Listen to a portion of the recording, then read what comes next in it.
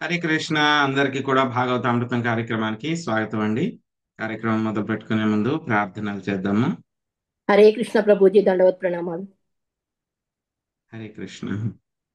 ఓం నమో భగవతే వాసుదేవాయ.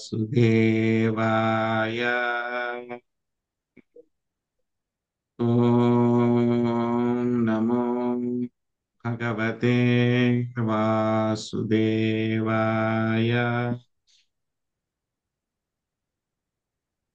ఓం నమో భగవతే వాసుదేవాయ.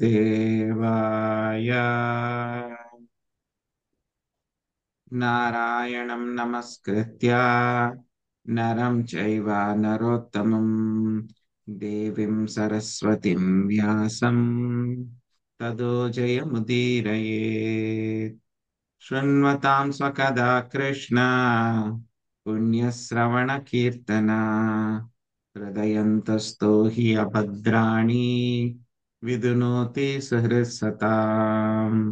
నష్టప్రాయేషు అభద్రేషు నిత్యం భాగవత సేవయా భగవతే ఉత్తమ శ్లోకే భక్తిర్భవతి నైష్టికీ. ఓం అజ్ఞానతిమిరాంధస్య జ్ఞానాంజనాశలాకయా చక్షురున్మిళితం యేన తస్మై శ్రీగురవే నమః. శ్రీచైతన్యమనోభీష్టం స్థాపితం యేన భూతలే స్వయం రూపా కదా మహ్యం దదాతి స్వపదాంతికం. వందేహం శ్రీగురో శ్రీయుతాపదకమలం శ్రీగురున్ వైష్ణవాంశ్చ శ్రీరూపం సాగ్రజాతం సహగణా రఘునాథాన్వితం త్వాం సజీవం సాద్వైతం సావధూతం పరిజనా సహితం కృష్ణ చైతన్య దేవం శ్రీరాధా కృష్ణ పాదాన్ సహగణా లలిత శ్రీ విశాఖాన్వితాం చ. హే కృష్ణ కరుణా సింధో దీనబంధో జగత్పతే గోపేశ గోపికా కాంత రాధా కాంత నమోస్తుతే. తప్త కాంచన గౌరాంగి రాధే వృందావనేశ్వరి వృషాభానుసుతే దేవి ప్రణమామి హరిప్రియే. వాంఛాకల్పతరుభ్యశ్చ కృపా సింధుభ్య ఏవ చ పతితానాం పావనేభ్యో వైష్ణవేభ్యో నమో నమః. జయ శ్రీ కృష్ణ చైతన్య ప్రభు నిత్యానంద శ్రీ అద్వైత గదాధర శ్రీవాసాది గౌర భక్త వృంద. హరే కృష్ణ హరే కృష్ణ కృష్ణ కృష్ణ హరే హరే హరే రామ హరే రామ రామ రామ హరే హరే.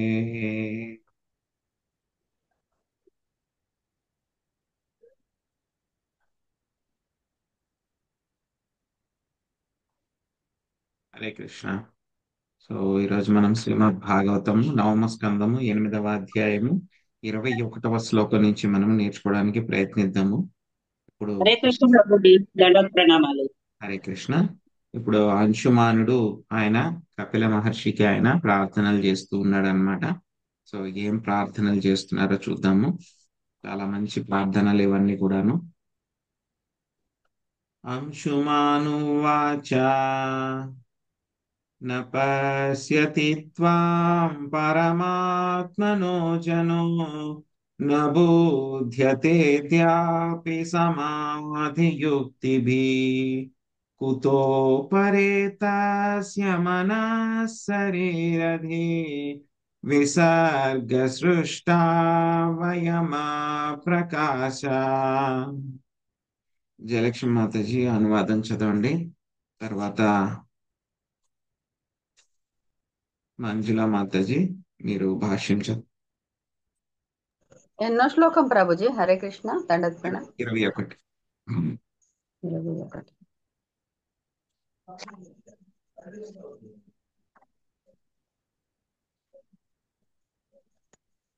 హరే కృష్ణ ఏడో ప్రభు. అధ్యాయమే. ఏడో అధ్యాయమే కదండి ప్రభుజీ? ఏడో అధ్యాయమా? 8 మాతాజీ. Okay okay. 8. 8:21 ప్రభుజీ. అవును మాతాజీ. Okay, sorry Prabhuji. హరే కృష్ణ ప్రభు. అంశు మానవుడు పలికెను, దేవా బ్రహ్మదేవుడు నేటి వరకును జ్ఞానము చేత గాని తనకు పరమైనట్టి నీ స్థానమును మెరుగుటకు సమర్థుడు కాజాలకపోయెను.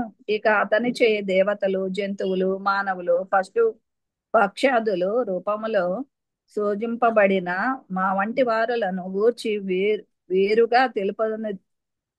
వేరుగా తెలుపునదేమున్నదని మేము పూర్తిగా అజ్ఞానమును ఉన్నవారము కనుక పరబ్రహ్మమగు నిన్ను మేమెట్లా ఎరుగగలము. హరే కృష్ణ ప్రభు. Thank you Prabhuji. హరే కృష్ణ ప్రభుజీ. భాష్యం. భగవద్గీత 7.27 అందు ఇట్లు చెప్పబడినది: ఇచ్ఛా ద్వేష సముస్తేన ద్వంద్వమోహ భారత సర్వభూతాని సమ్మోహం సర్గే యాంతి పరంతప. ఓ భరతవంశీయుడా, పరంతప, కోరిక ద్వేషము వలన కలిగిన ద్వంద్వములచే మోహితులైన జీవులందరూ మోహమునందే జన్మించుచున్నారు. ఈ భౌతిక జగత్తునందలి జీవులందరూ త్రిగుణ ప్రభావితులే అయ్యుందరు. బ్రహ్మదేవుడు సత్వగుణయుతుడే, అదే విధముగా దేవతలు రజోగుణయుతులు. దేవతల కన్నను అల్పులకు మానవులు, జంతువుల వంటి జీవులు తమోగుణయతులు లేదా సత్వ రజస్తమోగుణ మిశ్రితుల అయ్యుందురు. అందువలన భస్మముగా మారినట్టి తన పినతండ్రుల ప్రకృతి గుణములకు లోనైన వారై ఉండి కపిల భగవాన్ని ఎట్లు ఎరగగలరని అంశుమానుడు తెలుపగోరెను. బ్రహ్మదేవుని యొక్క ప్రత్యేక పరోక్షక బుద్ధికైనను పరమైన వాడు కనుక నీవు జ్ఞాన ప్రకాశము కలిగింపనిదే నిన్నెరుగుట మాకు సాధ్యం కాదు అని అతడు ప్రార్థించాడు. అతాపితే దేవా పదాంబుజ ద్వయ ప్రసాదే లేశానుగృహీతయేన హి జానాతి తత్వం భగవన్మహిమో న చాన్యయేకోచిరం విచిన్వన్. దేవా, నీ పాద పద్మానుగ్రహము లేశమాత్రమును బడిసినను మనుజుడు నీ మహత్వమును నెరగగలడు. కాని భగవతత్వములను గూర్చి కల్పనము చేయువారు పెక్కు సంవత్సరములు వేదాధ్యాయం కావించినను నిన్నెరగజాలరు. భాగవతము 10.14.29 శ్లోకమును తన అనుగ్రహమును బడిసిన వానికే భగవానుడు అవగతము అగును, కాని అన్యులకు కాదు. హరే కృష్ణ ప్రభు. ప్రభుజీ హరే కృష్ణ ప్రభుజీ. సౌండ్ లేక నాకు వినపడలేదు ప్రభుజీ మీరు పిలిచి ఉంటారు. తెలవలేదండి. తెరలేదు.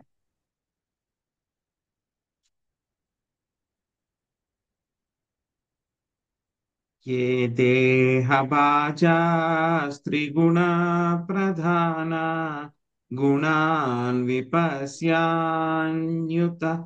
వాతమశ్చ యన్మాయయా మోహితచేతసస్వాం సస్త్వాం విదుం స్వసంస్థం నబహి ప్రకాశ. శాంతకుమారి మాతాజీ అనువాదం చదవండి. భాష్యము సుబ్రహ్మణ్య ప్రభుజీ చదువు. సరిగా కృష్ణ ప్రభు. దేవా, నీవు ఎల్లరి హృదయంలో విరాజమానుడవై ఉన్నాను. భౌతిక దేహములే అద్బాదయితులై జీవులు నిన్ను గాంచజాలరు. వేలనగా త్రిగుణ బోధితమగు మాయచే వారు ప్రభావితులై ఉన్నారు. వారి బుద్ధి సత్య రజస్తో గుణములచే ఆద్భావితమై ఉన్నందున వారు ఆ గుణములను కార్యకారణమే గాంచదురు. తమో గుణము యొక్క కార్యకారణముల వలన వారు జాగృత స్వప్నమునందు కేవలం ప్రకృతి కలాపములనే దర్శించుదురు గాని నిన్ను చూడజాలరు. హరే కృష్ణ ప్రభుజీ. హరే కృష్ణ. కృష్ణ ప్రభుజీ. హరే కృష్ణ. మనుజుడు శ్రీకృష్ణ భగవానుని దివ్యమగు ప్రేమ భక్తులు నిలువనిది ఆ దేవదేవుని ఎరగజాలడు. భగవంతుడు ఎల్లరి హృదయములలో విరాజమానుడై ఉన్నాడు. కానీ బద్ధజీవులు ప్రకృతిచే ప్రభావితులైన కారణమున దాని కార్యకారణములనే గాంచెదరు గాని భగవంతుని కాదు. కనుక మనుజుడు అంతర్బాహ్యములలో తనను పవిత్రును కావించుకొనవలసి ఉన్నది. అపవిత్ర పవిత్రో వా సర్వావస్థాంగతోపి వా యస్మరేత్ పుండరీకాక్షం న బాహ్యాంభ్యంతర శుచి. బాహ్యకు బాహ్య శుచిత్వం కొరకు మనము దినమునకు ముమ్మారు స్నానం చేయవలెను. ఇక హరే కృష్ణ మహామంత్ర జపము ద్వారా చిత్తమును శుభ్రపరిచి అంతర శుచిత్వమును సాధించవలెను. శ్రీకృష్ణ భావనాయుతులు ఈ నియమమును బాహ్యంభ్యంతర శుచి తప్పక అనుసరించవలెను. అప్పుడు ఏదో ఒక నాటికి శ్రీకృష్ణుని ముఖాముఖి గాంచుట సాధ్యపడును. హరే కృష్ణ ప్రభుజీ. హరే కృష్ణ. అంశుమానుడు నిన్న చూసాం మనం ఏ విధంగా ఈ యొక్క అధ్యాయంలో సగరుని తనయులు కపిల భగవానుని దర్శించుట. సో సగర మహారాజు ఆయన అశ్వమేధ యజ్ఞం చేస్తూ ఉంటే కనుక ఇంద్రుడు ఆ అశ్వాన్ని దొంగిలించి ఆ రసాతలంలో ఉన్నటువంటి కపిల మహర్షి యొక్క ఆశ్రమానికి తీసుకొచ్చి అక్కడ ఆయన కట్టివేయడం జరిగింది అనమాట. సో సగర మహారాజు ఆయన ఆదేశాల మేరకు ఆయన 60,000 మంది కుమారులు మొత్తము 60,000 యోజనాలు భూమిని తవ్వుకుంటూ కిందకు వెళ్ళిపోయారు. వాళ్ళు కిందకి వెళ్ళి అక్కడ చూస్తే కనుక కపిల మహర్షి వెనకాల ఆయన యొక్క ఆశ్రమంలో ఆ యొక్క గుర్రం కనపడింది, అశ్వం కనపడింది. వాళ్ళకి కనపడిన తర్వాత ఏం చేశారు ఆయన? సో ఇతనే దొంగిలించుంటాడు. దొంగిలించేసి ఇప్పుడు ఏం చేస్తున్నాడు ఈయన?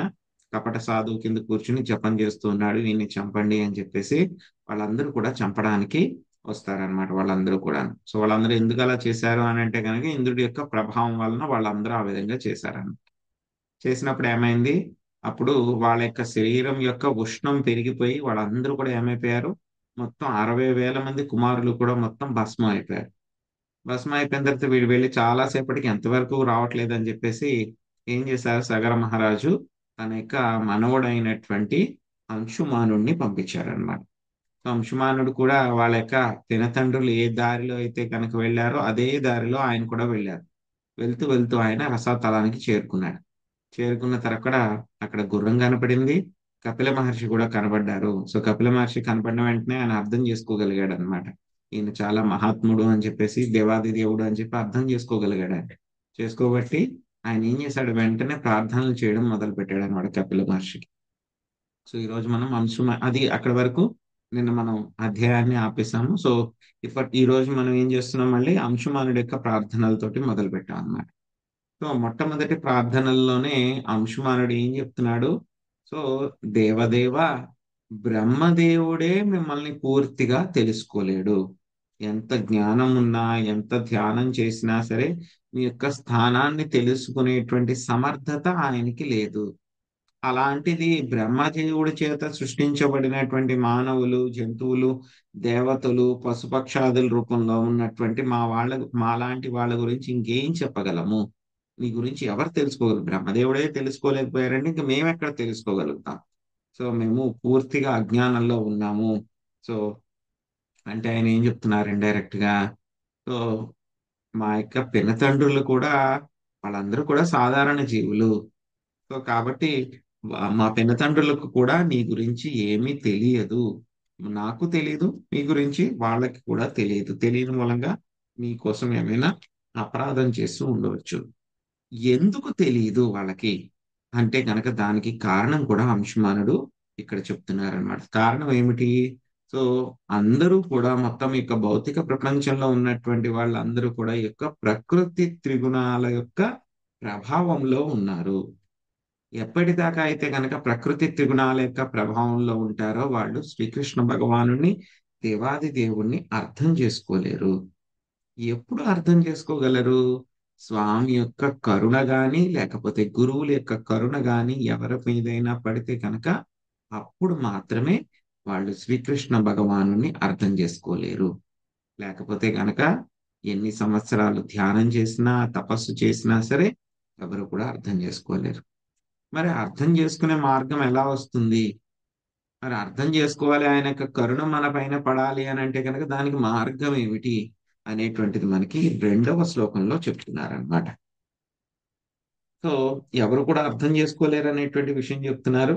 సో ఆ తర్వాత మాయలో ఉండబట్టి నిన్నెవరు కూడా అర్థం చేసుకోలేరు. సో మేమందరం కూడా ఏమిటి రకరకాల శరీరాలు తీసుకున్నాము. ఆ శరీరాలు నువ్వు ఏం చేస్తున్నావు? మా అందరి హృదయాల్లో కూడా పరమాత్మ కింద నువ్వు ఉన్నావు. అయినా సరే మా యొక్క మేమందరం కూడా ఏమిటి యొక్క ప్రకృతి త్రిగుణాల యొక్క మాయ చేత మేము కప్పివేయబడి ఉన్నాము. కాబట్టి జీవులు ఎవరు కూడా నువ్వు పరమాత్మ కింద ఉన్నావు అని చెప్పి ఎవరు కూడా నిన్ను చూడలేరు. ఎవరు కూడా నిన్ను చూడలేరు. ఎందుకంటే గనక మేము సత్వరజోగ స్తమో గుణాల్లో మేము పూర్తిగా కప్పివేయబడి ఉన్నాము. సో కాబట్టి ఆ యొక్క తమో గుణం వలన ఏముంటుంది? జాగ్రత్త స్వప్నావస్థల్లో కేవలం ప్రకృతి కలాపములనే. సో మేము మెలకుగా ఉన్నా నిద్రపోతూ ఉన్నా సరే ఆ ప్రకృతి చేసేటువంటి రకరకాల పనుల్ని మాత్రం మేము తెలుసుకోగలుగుతాం, కానీ నిన్ను మేము దర్శించుకోలేమయ్యా అని చెప్పి చెప్తున్నారు. మరి దర్శించుకోవాలంటే గనక మార్గం ఏమిటి? మనల్ని మనము పవిత్రీకరించుకోవాలి. అంటే ఏమిటి? మనము ప్రకృతి త్రిగుణాల యొక్క ప్రభావం నుంచి బయటపడాలి. సో ప్రకృతి త్రిగుణాల యొక్క ప్రభావం నుంచి ఎలా బయటపడాలి? మనం పవిత్రీకరించుకోవాలి అంటే గనక అపవిత్ర పవిత్రో వా సర్వావస్థాం గతోపి వా యస్మరేత్ పుండరీకాక్షం సబాహ్యాంతర శుచి. సో ఆ యొక్క పుండరీకాక్షుడైనటువంటి శ్రీకృష్ణ భగవాను కనుక మనం స్మరించుకుంటే ఏమవుతుంది? మనకి అంతరము బాహ్యము అన్ని చోట్ల కూడా మనము పవిత్రీకరించబడతాము. ఆ విధంగా మనం పవిత్రీకరించబడితే కనుక మెల్లమెల్లగా మనం ప్యూరిఫై అయితే కనుక ఏదో ఒక రోజు కృష్ణుడి దయ వలన మనము శ్రీకృష్ణ భగవాను గురువు యొక్క కృప వలన ఫేస్ టు ఫేస్ ముఖాముఖి చూడగలుగుతాం. మనం ముఖాముఖి చూడగలుగుతాం అన్నమాట. ఆ తర్వాత ఇంకా చెప్తున్నారని ఇంకేం చెప్తున్నారు చూద్దాం. తం త్వామహం జ్ఞానఘనం స్వభావా ప్రద్వస్తమాయా గుణభేదమోహై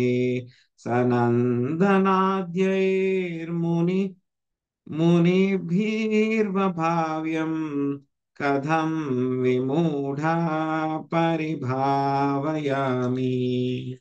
లక్ష్మీ శ్రీనివాసులు మాతాజీ అనువాదం చదవండి. నాగం సునీత మాతాజీ భాష్యం చదవండి. హరే కృష్ణ ప్రభుజీ, దండవత్ ప్రణామాలు. హే ప్రభు, త్రిగుణ ప్రభావం నుండి విడబడినట్టి కుమారగణము సనత్ కుమారుడు, సనకుడు, సనందనుడు, సనాతనుడు వంటి వారే జ్ఞానఘనమైన నిన్ను గూర్చి తలపోయగలరు. కానీ అజ్ఞానులకు నేనెట్లు నిన్ను చింతించగలను? హరే కృష్ణ. హరే కృష్ణ ప్రభుజీ. భాష్యం బై శ్రీలా ప్రభుపాద.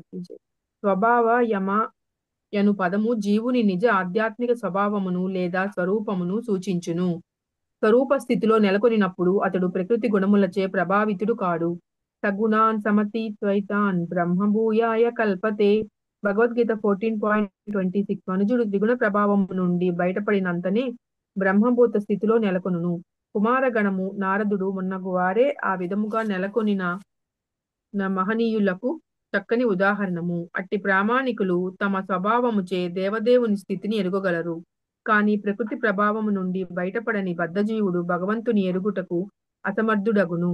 కనుకనే శ్రీకృష్ణ భగవానుడు అర్జునునికి త్రైగుణ్య విషయ వేద నిస్త్రైగుణ్యోభవార్జున అని భగవద్గీత 2.45 ఎందు బోధించెను.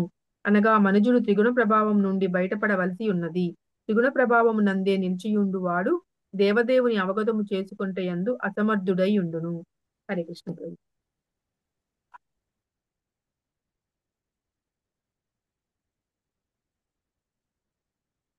ప్రశాంతమాయా గుణకర్మలింగా మనామరూపం సదసద్విముక్తం జ్ఞానోపదేశాయ గృహీతదేహం నమామహే త్వాం పురుషం పురాణం. భాగ్యలక్ష్మి మాతాజీ అనువాదం చదవండి. భాష్యము సుభారత్నం మాతాజీ చదవండి. హరే కృష్ణ ప్రభుజీ. ఓ పరమ ప్రశాంతుడా, ప్రకృతి కామ్యకర్మలు తత్ఫలితముగా కలిగడి నామరూపములు నీ సృష్టి అయినప్పటికీ నీవు వానిచే ప్రభావితుడవు కావు. కనుక నీ దివ్యనామము భౌతిక నామములకు భిన్నమైనది, నీ రూపము భౌతిక రూపములకు భిన్నమైనది. భగవద్గీత వంటి ఉపదేశములను మా కొసగుటకే భౌతిక దేహమును బోలిన రూపమును ధరించినను నిజమునకు నీవు ఆది పురాణ పురుషుడవు. అట్టి నీకు నా వందనములు. Thank you Prabhuji. హరే కృష్ణ. దండ ప్రణామం. హరే కృష్ణ. భాష్యము. స్తోత్రరత్నము 43 నందు శ్రీ యామునాచార్యులు ఈ క్రింది శ్లోకమును పలికియుండిరి. భవంతమేవాను చరంతితరం ప్రసన్నాంతి శేషమనోరథాంతర కదాహమైకానిక నిత్యకింకరః ప్రహర్షయిష్యామి సనాద జీవితం. నిన్ను నిరంతరము సేవించు ద్వారా మనుజుడు సమస్త భౌతిక వాంఛల నుండి విడివడి పూర్తిగా ప్రసన్నుడు కాగలడు. ఎన్నడూ నేను నీ నిత్య సేవకునిగా నెలకొని ఇంతటి పరమయోగ్యుడను ప్రభువును పొందితిని, ఆనందమును అనుభవించెదను. మనోరథేన సతి దావతో బహిః. మానసిక పరిధిలో వర్తించువాడు లౌకిక కర్మలకు దిగజారియే తీరును. కానీ భౌతిక కల్మషములను భగవానుని యందు గాని విశుద్ధ భక్తుని యందు గాని ఉండదు. కనుకనే భగవానుడు ఇచ్చట ప్రశాంత అని సంబోధింపబడినాడు. అనగా భౌతిక అస్తిత్వము యొక్క కలతలను లేనట్టి పరమ ప్రశాంతుడని భావము. భగవంతుని భౌతిక నామరూపములు లేవు. కేవలము మూర్ఖులే భగవంతుని నామరూపములు భౌతికములని కలుతురు. అవజానంతి మాం మూఢ మానుషీం తనుమాశ్రిత. దేవదేవుడు ఆదిపురాణ పురుషుడు అయిన అజ్ఞానులను అతడు రూపరహితుడయే తలుతురు. భౌతిక భావనలో అతడు రూపరహితుడైనను నిజముకు దివ్య రూపము సచ్చిదానంద విగ్రహుడు కలవాడై ఉన్నాడు. హరే కృష్ణ. హరే కృష్ణ.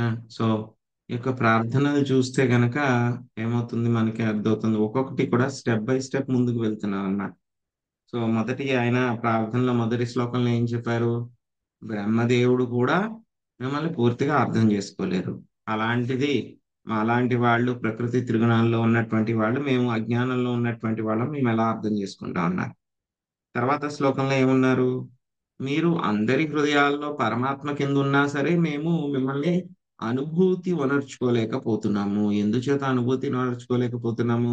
మేము పూర్తిగా ప్రకృతి త్రిగుణాల యొక్క ఆచ్ఛాదనము అంటే కనుక కవరింగ్స్, పొరలతోటి కప్పబడి ఉన్నాం కాబట్టి మేము మిమ్మల్ని దర్శించుకోలేకపోతున్నాము, మీ గురించి తెలుసుకోలేకపోతున్నాము. మేము కళ్ళు మూసుకున్నా తెలిసినా ఎప్పుడైనా సరే మేమంతా కూడా ప్రకృతి చేసేటువంటి పనుల గురించి చూడగలుగుతున్నాం, కానీ మీ గురించి అర్థం చేసుకోలేకపోతున్నాము. ఆ ప్రకృతి వెనకాల నడిపించేది మీరు అని చెప్పి అర్థం చేసుకోలేకపోతున్నాము. అది మా పరిస్థితి అని చెప్పారు. ఆ తర్వాత ఇంకేం చెప్తున్నారు? తర్వాత శ్లోకంలో ఎవరైతే కనుక ప్రకృతి త్రిగుణాల యొక్క ప్రభావం నుంచి పడినటువంటి గొప్ప గొప్ప మహాపురుషులు, సనత్ కుమారుడు, సనక సనందన సనాతనులు, సో వాళ్ళు మాత్రమే, ఎందుకంటే కనుక వాళ్ళు మీ యొక్క జ్ఞానం, నిజమైన జ్ఞానం తెలుసుకున్నారు కాబట్టి నిన్ను, అటువంటి వాళ్ళు మాత్రమే నీ గురించి ఆలోచించగలరు. సో నారదముని, సనత్ కుమారులు వీళ్ళందరూ కూడా వాళ్ళు ఏమిటి, ఎప్పుడు ఆలోచించగలరు వాళ్ళు? ఎందుకంటే కనుక వాళ్ళు ప్రకృతి త్రిగుణాల యొక్క ప్రభావం నుంచి బయటపడ్డారు. సగుణాన్ సమతిత్యైతాన్ బ్రహ్మభూయాయ కల్పతే. అప్పుడే వాళ్ళు ఆ యొక్క బ్రహ్మభూత స్థితిలో నెలకొంటారు. బ్రహ్మభూత స్థితి అంటే కనుక మనకి చెప్పారు, భగవద్గీతలో ఏం చెప్పారు? బ్రహ్మభూత ప్రసన్నాత్మ నశోచతి నకాంక్షతి సమసర్వేషు భూతేషు మద్భక్తి లభతే పరం. సో ఆ బ్రహ్మభూత స్థాయికి తెలుసుకున్నటువంటి మహాత్ములు వాళ్ళు మాత్రమే నిన్ను అర్థం చేసుకోగలరయ్యా అని చెప్పి చెప్తూ ఇంకేం చెప్తున్నారు? భగవద్గీతలో ఏం చెప్పారు? అందుకే ఏం చెప్పారు మనకు అర్జునుడికి? త్రైగుణ్య విషయ వేద నిస్త్రైగుణ్యో భవ అర్జున. సో అర్జున యొక్క త్రిగుణాలకి అతీతుడవు కమ్ము అని చెప్పేసి స్వామి మనకి అర్జునుడికి చెప్పడం జరిగింది. తద్వారా మనందరికీ కూడా చెప్తున్నారు అన్నమాట. మరి వాళ్ళు కూడా ఈ యొక్క ప్రకృతి త్రిగుణాల నుంచి బయటపడే ఉపాయం ఏమిటి? వాళ్ళందరూ కూడా బయటపడ్డారు, బయటపడిన వాళ్ళు ఉన్నారు అని చెప్పి మనకి 23వ శ్లోకంలో చెప్పారు. మరి వాళ్ళందరూ కూడా ఎలాగ బయటపడ్డారు వాళ్ళందరూ కూడా అంటే గనక దానికి కూడా సొల్యూషన్ మనకి 24వ శ్లోకంలో చెప్తున్నారనమాట. సో ఏం చెప్తున్నారు ఈ యొక్క శ్లోకంలో? మొత్తము ఈ యొక్క ప్రకృతి కామ్యకర్మలు తత్ఫలితముగా కలిగెట్టి నీ నామరూపములు నీ సృష్టియే. ఈ యొక్క కామ్యకర్మలు ఇవన్నీ కూడా ప్రకృతి ఇవన్నీ కూడా నీ యొక్క సృష్టియే. అవి ఎప్పుడు కూడా నీ మీద ప్రభావం చూపించవు. అలాగే నీ యొక్క దివ్య నామము కూడా ఏమిటి? భౌతికత్వానికి పరమైనటువంటిది. నీ యొక్క నామం అనేటువంటిది భౌతికం అనేటువంటిది కానే కాదు. సో మరి అయినా సరే నువ్వేం చేస్తున్నావు? నువ్వు ఆధ్యాత్మికము, పూర్తిగా మీరు ఆధ్యాత్మికము. మీ యొక్క శరీరము, నామము, రూపము, గుణము, లీల, కర్మలు అన్ని కూడా ఆధ్యాత్మికం. జన్మ కర్మ చమే దివ్యం ఏవం యో వేత్తి తత్వతః త్యక్త్వా దేహం పునర్జన్మ నైతి మామేతి సోర్జున. మీ యొక్క జన్మ గాని కర్మ గాని అన్ని కూడా ఏమిటి? దివ్యము, పరమ దివ్యమైనటువంటిది. ఎవరైతే తెలుసుకుంటారో వాళ్ళు కూడా దివ్యమైపోతారు, ఆధ్యాత్మికం అయిపోతారు అని చెప్పి ఇంకేం చెప్తున్నారు? మీరు ఆది పురాణ పురుషుడు అయ్యా, నువ్వు రకరకాల అవతారాలు తీసుకుని వచ్చి మా అందరికీ కూడా జ్ఞానం ఇచ్చి మమ్మల్ని ఉద్ధరించడానికి మాత్రమే వస్తావు నువ్వు అని చెప్పేసి ఆయన ఏం చెప్తున్నారు? ఈ శ్లోకంలో ఆయన ఏం ఎంఫసిస్ చేస్తున్నారు? ఆయన యొక్క దివ్య రూపము, ఆయన యొక్క దివ్య నామము, వీటి ద్వారానే మేము తరించగలము, నిన్ను చేరుకోగలము అని చెప్పి చెప్తున్నారు. సో ఇప్పుడు మనకి సొల్యూషన్ తెలిసిపోయింది మనకి. సో ఆయన యొక్క నామము, అదే విధంగా ఆయన యొక్క రూపము రెండు కూడా మనల్ని ప్రకృతి త్రిగుణాల నుంచి బయటపడేస్తాయి అని చెప్పి తెలిసింది. ఆయన ఇక్కడ ఇంకో చిక్కుముడి ఉంది. ఏంటి ఆ చిక్కుముడి అనేది చూద్దాం. త్వన్మాయా రాచితే లోకే వస్తు బుద్ధ్యా గృహాదిషు భ్రమంతి కామలోభేష్యా మోహ విభ్రాంత చేతసః. పాశం లక్ష్మీ మాతాజీ చదవండి అనువాదం.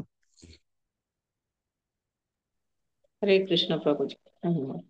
దేవ కామము, లోభము, ఈర్ష్య, మోహము మున్నగు వాని ప్రభావముచే ఎవరి చిత్తములు విభ్రాంతమగునో వారు నీ మాయచే సృజించబడిన ఈ జగత్తులో గృహాదుల యందు అనురక్తులగుదురు.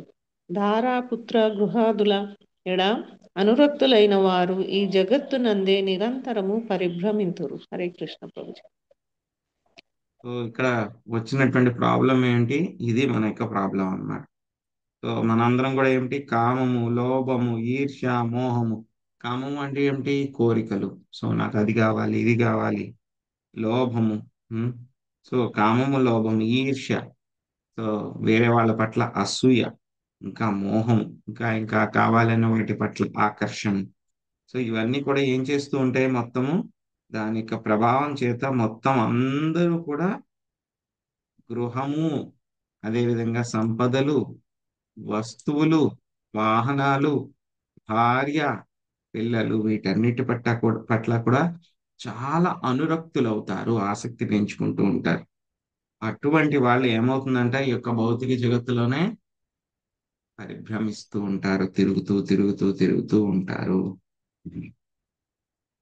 అద్యనా సర్వభూతాత్మాన్ కామకర్మేంద్రియాశయః మోహపాశో దృఢశ్చిన్నో భగవంస్తవ దర్శనాత్. చంద్రమాతజీ అనువాదం చదవండి. హరే కృష్ణ ప్రభుజీ. దండోత్తనాలు. ఓ సర్వభూతాత్మ దేవదేవాన్ని దర్శన మాత్రం చేత నేను ఇప్పుడు దుస్తరమైన మాయకు బహుబంధములకు మూల కారణము కామం నుండి ముక్తునైతిని. హరే కృష్ణ. హరే కృష్ణ. సో ఇటువంటి గొప్ప గొప్ప మహాత్ములు, అందులోనూ కూడా ఇటువంటి పరమ అవతారాలైనటువంటివి, వాళ్ళ యొక్క దర్శనం దొరకడం అనేటువంటిది చాలా చాలా దుర్లభము. ఇప్పుడు అంశుమానుడు ఏం చెప్తున్నారు? మీ యొక్క దర్శనం మాత్రమే దొరికింది కాబట్టి ఇక మాయకి భవబంధానికి కూడా మూలమైనటువంటి కామం నుంచి నేను ముక్తుడనయ్యాను అని చెప్పి చెప్తున్నారు. భక్తులకి అదే విధంగా ఆయనకి అవతారాలకి భగవంతుడికి యొక్క శక్తి అనేటువంటిది తప్పకుండా ఉంటుందన్నమాట. శ్రీసుకం వాచ ఇత్తం గీతానుభావస్తం భగవాన్ కపిలో మునిః అంశుమంతామువాచేద మనుగ్రాహ్యాధియా నృపా. లక్ష్మీ పార్వతి మాత చదవండి. హరే కృష్ణ. పరీక్షణ్ మహారాజా ఈ ప్రకారము అంశుమానుడు కీర్తించగా విష్ణు అవతారముకు కపిలుడు అనుగ్రహించి అతనికి జ్ఞానపదమును వివరించెను.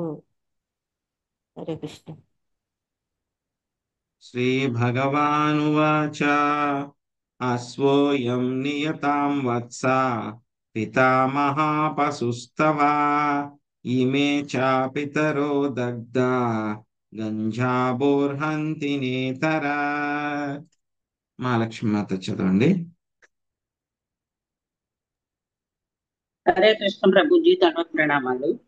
భగవానుడు పలికెను, అంశమానుడా, యజ్ఞార్థము నీ పితామహుడు అపేక్షించడి అశ్వము ఇచ్చటనే ఉన్నది, తీసుకొను. భస్మీభూతులైన నీ పినతండ్రులు గంగాజలము చేతనే ఉద్ధరింపబడుదురు, కాని అన్యోపాయము చేత కాదు. హరే కృష్ణ ప్రభుజీ. Thank you Prabhuji. సంపరిక్రమ్య శిరసా ప్రసాద్యాహయమానయాత్ సగరస్తేన పశునా యజ్ఞశేషం సమాపయాత్. శశికళ మాత చదవండి.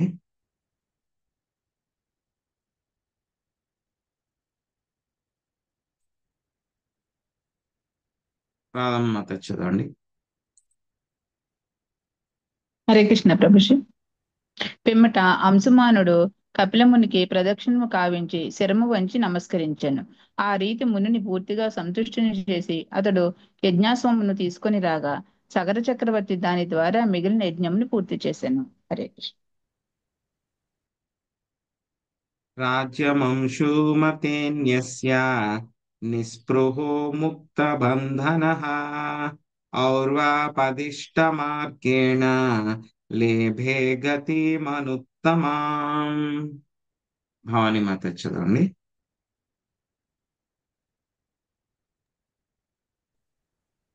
రాజ్యభారంను అంశమానునికి అప్పగించి ఆ విధముగా చింతల నుండి భవబంధము నుండి విడివడిన పిమ్మట సగరుడు ఔర్వముని ఉపదేశించిన పదమును అనుసరించి పరమగతిని పొందాను.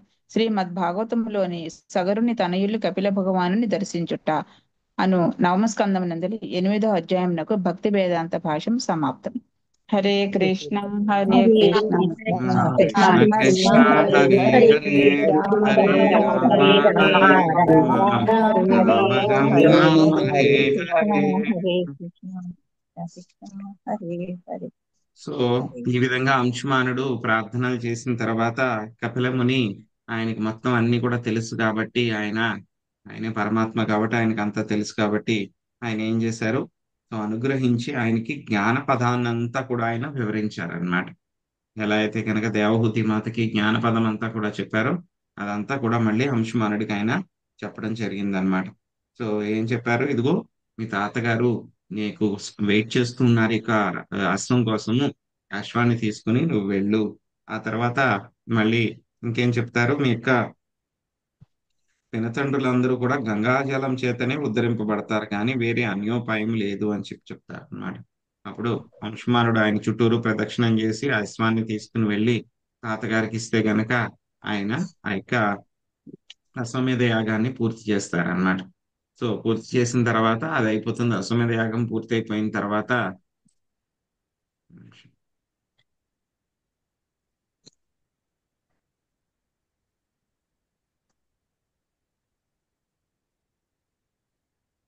అశ్వమేధ యాగం పూర్తి అయిన తర్వాత ఆయన ఔరవముని చెప్పిన విధంగా ఆయన మొత్తం రాజ్యాన్ని అంతటినీ కూడా అంశుమానుని రాజ్యం చేసి భవబంధనాల నుంచి విముక్తిని పొంది ఆయన పరమగతిని పొందారనమాట.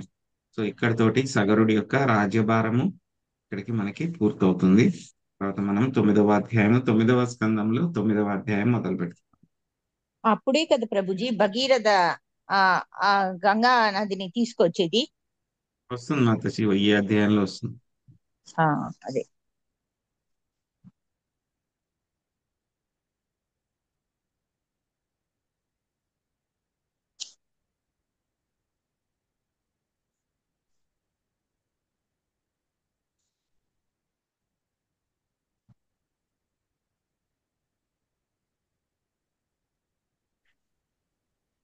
9వ అధ్యాయము అంశుమానుని వంశము. శశికళ మాతాజీ మీరు 1, 2 పారాగ్రాఫ్లు చదవండి. తర్వాత మంజుల మాతాజీ మీరు 3వ పారాగ్రాఫ్ చదవండి. తర్వాత శాంతి మాతాజీ మీరు చివరి 4వ పారాగ్రాఫ్ చదవండి. హరే కృష్ణ ప్రభుజీ. 9వ అధ్యాయము అంశుమానుని వంశం. కట్వాంగుని వరకు గల అంశుమానుని వంశ చరిత్రము ఈ అధ్యాయంన వివరింపబడినది. భగీరథుడు గంగాజలమును ధరణికి తెచ్చిన విధం కూడా ఇందు వర్ణితమైనది. అంశుమానుని తనయుడు దిలీపుడు. అతడు గంగాజలము ఈ జగత్తునకు తెచ్చుటకు యత్నించినను విజయమును సాధింపకనే మరణించాను. దిలీపుని కుమారుడు భగీరథుడు గంగానదిని బోధి జగత్తుకు తెచ్చుటకు కృతనిశ్చయుడై తత్కార్య సాధనకు కఠోర తపము అనరించాను. గంగాదేవి అతని తపస్సుకు సంతృష్టి చెంది వరము నొసగ ప్రత్యక్షమయ్యాను. అంతటా భగీరథుడు పితరులను ఉద్ధరింపమని ఆమెను అడిగాను. గంగాదేవి ధరణికి అరుదించుటకు అంగీకరించినను 2 నిబంధనలను పెట్టాను. ఒకటి, ఆమె ప్రవాహ వేగమును అదుపు చేయగలిగిన ఒక యోగ్యుడగు పురుషుడు కావలేను. రెండవది, పాపులు గంగా నదిలో స్నానమాడి పాప విముక్తులైనను ఆమె ఆ పాపమును తన యందు ఉంచుకొన గోరలేదు. ఈ 2 షరతులను విచారించి భగీరథుడు గంగాదేవితో పరమశివుడు నీ ప్రవాహ వేగమును అదుపు చేయుటలో పూర్తిగా సమర్థుడు. ఇక విశుద్ధ భక్తులు నీ జలంలో స్నానమాడినప్పుడు పాపులు వదిలిన పాపము పరిహరింపబడగలదు అని పలికెను. పిదప భగీరథుడు శివుని సంతృష్టి చేయుటకు తపస్సును అనరించెను. అతి సులభంగా ప్రసన్నుడయ్యే కారణమున శివుడు అసుతోషుడని పిలువబడును. గంగాదేవి ప్రవావేహమును ఆపమని భగీరథుడు అడుగగా శివుడు అంగీకరించెను. ఈ ప్రకారము గంగాజల స్పర్శచే భగీరథుని పితరులు ఉద్ధరింపబడిన వారై స్వర్గమునకు విడలి. హరే కృష్ణ ప్రభుజీ. ధన్యవాదాలు. హరే కృష్ణ ప్రభుజీ. భగీరథుని పుత్రుడు శృతుని తనయుడు నాభుడు. అతని తనయుడు సింధు ద్వీపుడు. అతని తనయుడు అయుతాయువు. అతని పుత్రుడు ఋతువర్ణుడు. ఋతువర్ణుని నలుని మిత్రుడు. ఋతువర్ణుడు నలునికి ద్యుత్య విద్యను నేర్పి అతని వలన అశ్వవిద్యను నేర్చెను. ఋతువర్ణుని పుత్రుడు సర్వకాముడు. అతని తనయుడు సుదాసుడు. సుదాసుని పుత్రుడు సౌదాసుడు. సౌదాసుని భార్య దమయంతి లేదా మదయంతి. సౌదాసుడు కల్మషపాదుడని కూడా తెలియబడెను. అనుష్ఠానమునందు ఏదో దోషము జరిగినందున రాక్షసుడు కమ్మని సౌదసుని వశిష్ఠుడు శపించెను. ఒకనాడు అతడు అరణ్యమున సంచరించుచుండగా భార్యతో సంగమించుచున్న ఒక బ్రాహ్మణుని గాంచెను. రాక్షస రూపమును పొందియున్న సౌదాసుడు ఆ బ్రాహ్మణుని భక్షింపగోరెను. బ్రాహ్మణ పత్ని పలు రీతులు వేడుకొనిను వినక అతడు బ్రాహ్మణుని భక్షించెను. అంతటా బ్రాహ్మణ పత్ని స్త్రీతో సంగమించినంతనే నీవు మరణించదువుగాక అని అతన్ని శపించెను. అందువలన 12 ఏళ్ల తర్వాత వశిష్ఠముని శాపము నుండి ముక్తుడైనప్పటికీ సౌదాసుడు సంతానహీనుడై ఉండెను. అప్పుడు సౌదాసుని అనుమతితో వశిష్ఠుడు మదయంతికి బీజప్రదానము చేసెను. దాని వలన ఆమె గర్భవతి అయినను. పలు సంవత్సరములు ప్రసవించలేదు. అప్పుడు వశిష్ఠుడు ఆమె గర్భమును ఒక రాయితో కొట్టగా ఒక పుత్రుడు జన్మించాడు. అతడే అస్మాకుడు. హరే కృష్ణ ప్రభుజీ. హరే కృష్ణ. అశ్మకుని సుతుడు బాలికుడు. పలువురు స్త్రీలచే పరివేష్టితై ఉండి పరశురాముని శాపము నుండి తప్పించుకొనిన కారణమున అతడు నారీ కవచుడని కూడా తెలియబడెను. సమస్త ప్రపంచము క్షత్రియ రహితమైనప్పుడు పలువురు క్షత్రియులకు అతడు మూల జనకుడయ్యను. అందువలన అతడు ఒక్కొక్కప్పుడు మూలకుడని పిలువబడును. బాలకుని వలన దశరథుడు జన్మించెను. అతనికి ఐడవిడి ఐడవిడి వానికి విశ్వసహుడు జన్మించిరి. విశ్వసహుని తనయుడే ఖట్వాంగ మహారాజు. ఖట్వాంగుడు దేవతల పక్షమున చేరి అసురులతో పోరాడి విజయమును సాధించెను. అందువలన దేవతలు అతనికి వరమును ఇవ్వగోరిరి. కాని ఆ రాజు తనకు ఎంత ఆయువు మిగిలి ఉన్నదో విచారించగా కేవలము కొన్ని క్షణములు మాత్రమే ఉన్నట్లు తెలియవచ్చెను. అంతటా అతడు వెంటనే స్వర్గలోకమును వీడి విమానములో తన పురమునకు వచ్చెను. ఈ భౌతిక జగత్తునందలి సమస్తము తుచ్చమని ఎరింగినవాడై అతడు దేవదేవుడగు శ్రీహరి ఆరాధనలో పూర్తిగా నియుక్తుడయ్యను. హరికృష్ణ. శ్రీ సుఖం వాచ అంశుమాంచా తపస్తేపే గంజానయన కామ్యయా కాలం మహంతం నాశక్నో తతః కాలేన సంస్థితః. లక్ష్మీ శ్రీనివాసులు మాతాజీ చదవండి. హరే కృష్ణ ప్రభుజీ. సుఖదేవ గోస్వామి పలికెను. అంశుమానుడు తన పితామహుని వలె దీర్ఘకాలము తపమాచరించెను.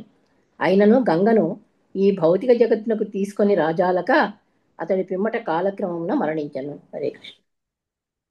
దిలీపాస్తు స్తదసక్తః కాలమేయీవాన్ భగీరథస్తస్య సుతస్తేపే స సుమహత్తపః. లక్ష్మీ పార్వతి మాత చదవండి. హరే కృష్ణ.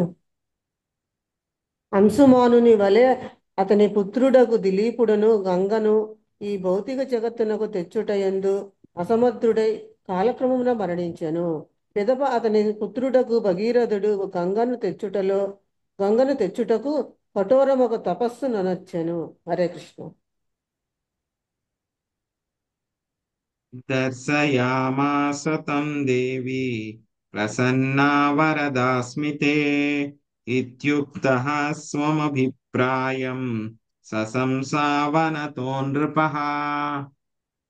చంద్రమాత చదవండి. హరే కృష్ణ ప్రభుజీ. ధన్యవాదాలు. పిదప గంగాదేవి భగీరథుని ఎదుట ప్రత్యక్షమే అతనితో నీ తపస్సు చే నేను మిగులు ప్రసన్నురాలైపోయింది. నువ్వు కోరిన వరము ఒసగుటకు నేను ఎప్పుడు సిద్ధంగా ఉన్నానని పలికిన. గంగాదేవి ఆ విధంగా పలికినంతటా రాజు ఆమెకు శిరము నుంచి నమస్కరించి తన కోరికను తెలిపాను. భాష్యము శ్రీ కృపాలు వారి భాష్యం శ్రీ కృపాలు వారికి కపిలమునిని అగౌరవపరిచిన కారణంన భస్మీభూతులైన తన పితరులకు ఉద్ధరించటయే ఆ రాజు యొక్క కోరికై ఉండను. హరే కృష్ణ. కోపి ధారయితా వేగం పతంత్యామే మహీతలే అన్యథా భూతలం భిత్వా నృపయాస్యే రసాతలం. శుభరాత్మ మాత చదవండి. హరే కృష్ణ. గంగాదేవి పలికెను. నేను ఆకాశం నుండి ధరణి తలంపై పడినప్పుడు జల ప్రవాహము నిక్కముగా అతి వేగముగా నుండును. ఆ వేగము భరించు వ్యక్తి ఎవడు నా వేగమును భరింపజాలనిచో నేను భూతలమును చీల్చుకొని పాతాళమును ప్రవేశింపగలను. హరే కృష్ణ. కించాహం నా భువం యాస్యే నరామయ్యామృజంత్యఘం వ్రజామి తదఘం క్వాహం రాజంస్తత్ర విచంత్యమాం. భవానీ మాతజీ మీరు అనువాదం చదవండి. భాష్యం నాగం సునీత మాత చదవండి. హరే కృష్ణ. రాజా, నేను ధరణికి పోవనిచ్చగించుట లేదు. ఏలయన అచట జనులు తమ పాప ప్రక్షాళన కొరకు నా జలమునందు స్నానము చేదురు. ఆ పాపమంతయు ప్రోగబడినప్పుడు నేనెట్లు దాని నుండి బయటపడగలను? ఈ విషయమును నీవు సావధానముగా ఆలోచింపు. హరే కృష్ణ. హరే కృష్ణ ప్రభు. భాష్యం. భగవద్గీత 18.66 యందు శ్రీకృష్ణ భగవానుడు ఇట్లు పలికెను. సర్వధర్మాన్ పరిత్యజ్య మామేకం శరణం వ్రజ అహం త్వాం సర్వ పాపేభ్యో మోక్షయిష్యామి మా శుచః. సర్వ విధములైన ధర్మములను త్యజించి కేవలము నన్నే శరణు పొందు.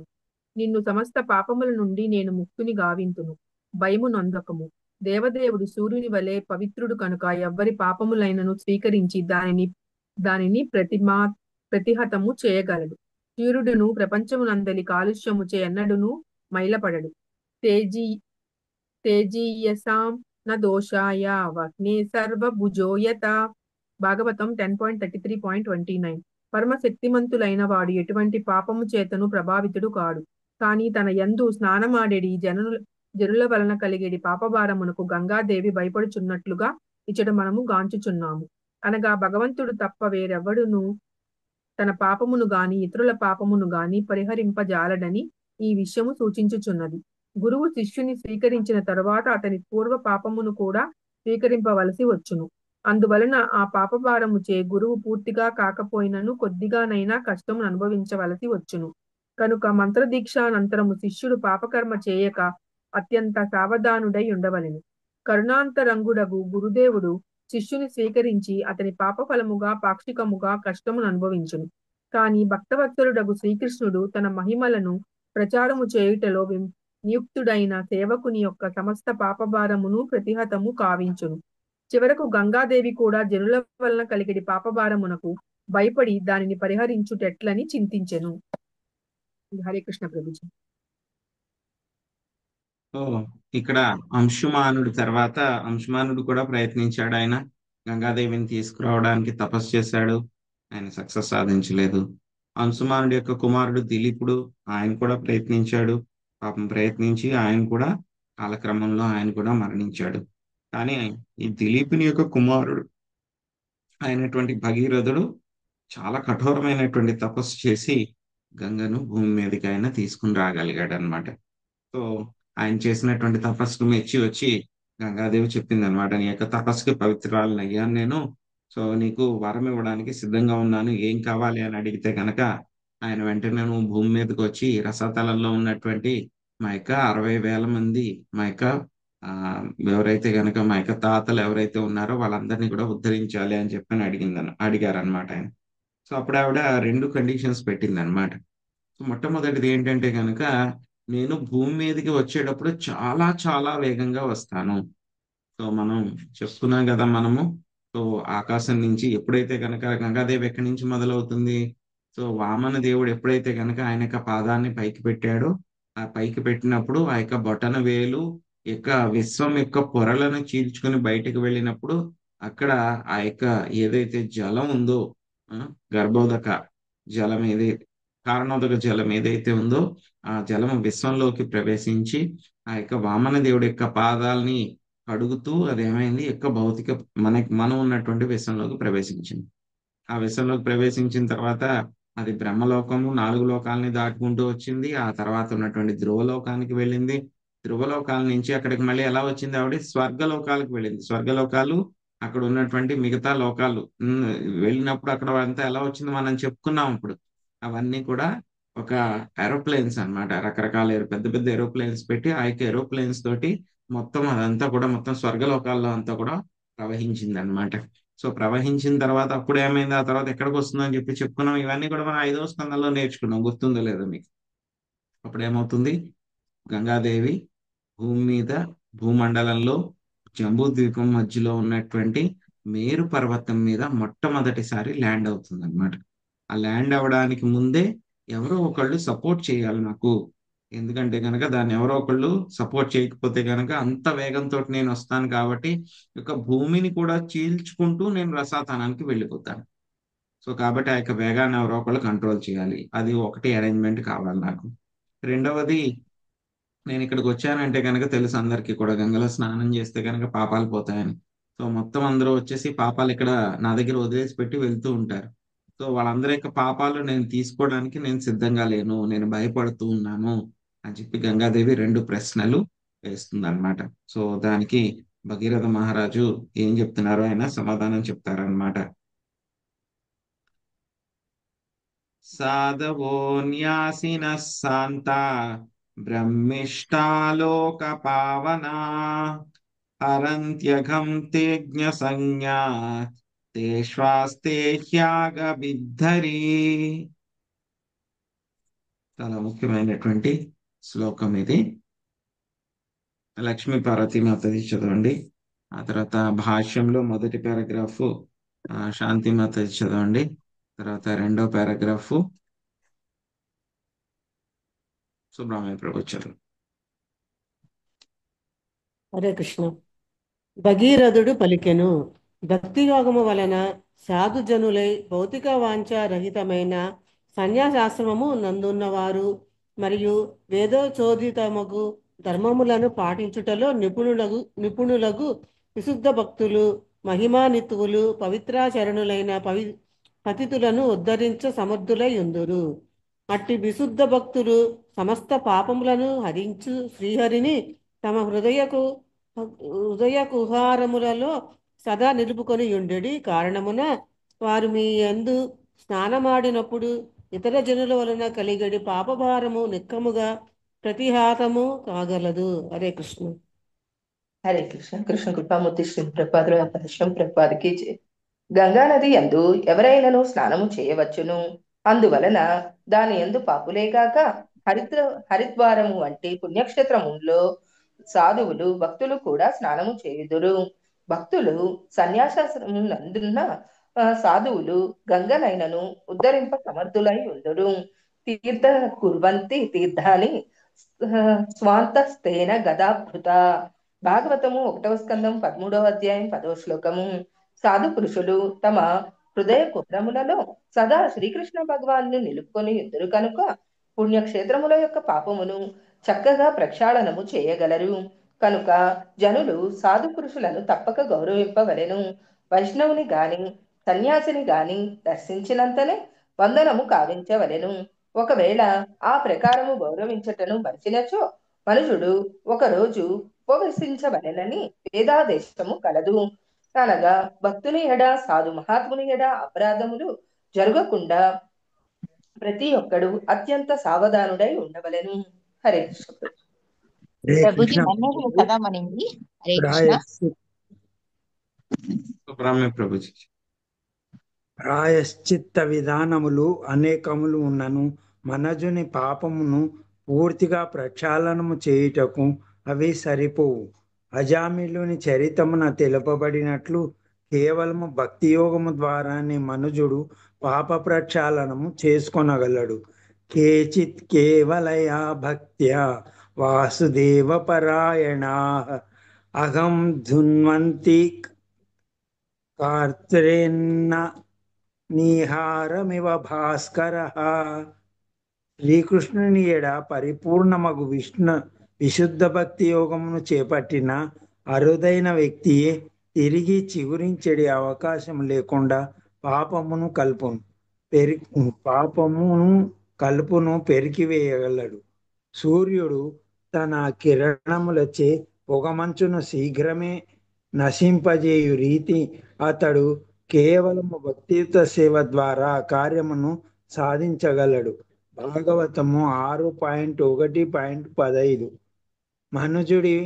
మనుజుడు భక్తుని రక్షణలో నిలచి శ్రద్ధతో ఆ మహనీయుని సేవించినచో అట్టి భక్తి యోగ విధానము చేతడు నిక్కముగా పాపమును పరిహరించుకొనగలడు. హరే కృష్ణ ప్రభుజీ. హరే కృష్ణ. సో ఇక్కడ చూడండి, గంగాదేవి కూడా యొక్క పాపుల యొక్క పాపాలని తీసుకోవడానికి ఆవిడ భయపడుతుంది. గంగాదేవి కూడా భయపడుతుంది. సో కానీ మన యొక్క గురువులు ఏం చేస్తారు, మనకి ఎప్పుడైతే కనుక దీక్ష ఇస్తారో ఆయన మన యొక్క పాపాలని ఆయన తీసుకుంటారు, మొత్తం తీసేసుకుంటారు మన యొక్క పాపాన్ని. సో పాపాన్ని తీసుకుంటే కనుక మన యొక్క పాపాలు అయితే పోతాయి, కానీ మన యొక్క భారం అంతా కూడా ఆయన మీద వేసేస్తాం. మనం వేసేసినప్పుడు ఏమవుతుంది, ఆయన ఎంతో కొంత కష్టాలని అనుభవించవలసి వస్తుంది అనమాట. అందుకే గురువు గారి యొక్క కృప అంతలా ఉంటుంది అనమాట. ఎంతో కరుణ లేకపోతే గాని గురువుని ఎవరు తీసుకోరు. మనం ఎవరైనా తీసుకుంటామా? పక్క వాళ్ళ పాపాలు తీసుకుంటున్నాం, పాపం కొంచెం తీసుకోండి అంటే కనుక మనం తీసుకుంటామా? ఎవరి పాపాలు తీసుకోము, కొంచెం కూడా తీసుకోము. మనం మా అయ్యే బోళ్ళు ఉన్నాయి, మేమే అనుభవించలేకపోతున్నాం, చేస్తున్నాము, నీ ఎక్కడ తీసుకుంటాము అంటాం. సో అలాంటిది మరి గురువులు దీక్ష ఇచ్చినప్పుడు మరి ఎంతో మంది శిష్యులు ఎంత పాపాలు చేస్తారో ఏంటో కూడా తెలియదు. అసలు ఆ వ్యక్తి కూడా ఎవరో పూర్తిగా తెలియదు. అయినా సరే ఏంటి, మన యొక్క పాపాలన్నీ కూడా తీసుకుని మనకి దీక్ష ఇస్తున్నారు. ఎందుకని చేస్తున్నారు అంటే కనుక వాళ్ళందరూ కూడా ఆ యొక్క శ్రీకృష్ణ భగవానుడి యొక్క సేవ కింద వాటిని తీసుకుని ఆ యొక్క కష్టాలను అనుభవించడానికి రెడీ అవుతున్నారు. అయినా సరే స్వామి ఏం చేస్తారు, ఆ యొక్క భక్తుడు నా కోసం ఇంత కష్టాలను తీసుకుంటున్నాడు కదా అని చెప్పేసి ఆయన ఏం చేస్తాడు, ఆ కష్టాలన్నింటినీ కూడా ఆయన తీసేస్తాడు. కానీ ఎంత తీసేసినా సరే ఎంతో కొంత కొంచెం ఉండిపోతుంది. దాని వలన గురువు కొంచెం కష్టాల్ని అనుభవించాలి. అందుకే మనము జీవితాంతము మన యొక్క గురువుకి రుణపడి ఉన్నాం అన్నమాట. ఇక్కడ గంగాదేవి భయపడుతుంది, మరి గురువులు ఎంతమంది శిష్యులను తీసుకుంటున్నారు, ఎంతమందికి వాళ్ళందరూ కూడా పాపాలన్నింటినీ కూడా తీసుకుంటున్నారు ఒకసారి మనం అర్థం చేసుకోవాలన్నమాట. ఇంకోటి ఏంటి, గురువు శిష్య సంబంధం అనేటువంటిది ఈ జన్మలోనే కాదు, ఎన్ని జన్మలైనా సరే అది పర్మనెంట్. ఒకసారి తయారైందంటే కనుక ఇంకా అంతే ఉంటుంది. సో చివరి శిష్యుడు భౌతిక ప్రపంచం నుంచి వెళ్ళేదాకా కూడా ఈ యొక్క గురువు కూడా ఈ యొక్క భౌతిక ప్రపంచంలోనే ఉంటారు. సో కాబట్టి గురువు యొక్క మహత్యము, ఆయన యొక్క కరుణ అంతలాగా ఉంటుందన్నమాట. అప్పుడు ఎప్పుడైతే కనుక ఈవిడ 2 రకాల ప్రశ్నలు కూడా గంగాదేవి ఆవిడ అడిగిందో అప్పుడు భగీరథుడు సమాధానం చెప్తున్నారనమాట.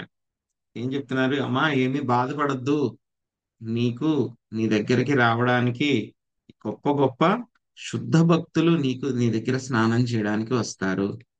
మిగతా వాళ్ళందరూ కూడా పాపాత్మలందరూ కూడా నీ దగ్గరకు వస్తారు, వచ్చి నీ దగ్గర స్నానం చేసుకుని వాళ్ళ యొక్క పాపాలన్నీ కూడా నీలో వదిలిపెట్టి వాళ్ళు వెళ్ళిపోతూ ఉంటారు.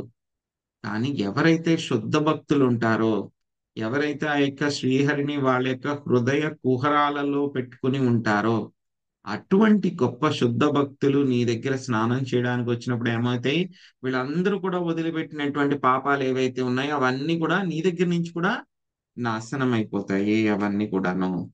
సో ఎటువంటి వాళ్ళందరూ అని అంటే కనుక వాళ్ళ యొక్క లక్షణాలు ఏమిటి అనేటువంటిది భగీరథుడు మనకు చెప్తున్నారు. సో భక్తి యోగం వలన వాళ్ళకి భౌతిక వాంఛలు అనేటువంటిదే ఉండవు, వాళ్ళు సన్యాసాశ్రమంలో ఉంటారు. సో వేదాల్లో చెప్పబడినటువంటి ధర్మాలను పాటించడంలో వాళ్ళందరూ కూడా చాలా నిపుణులు, విశుద్ధ భక్తులు, మహిమాన్వితులు.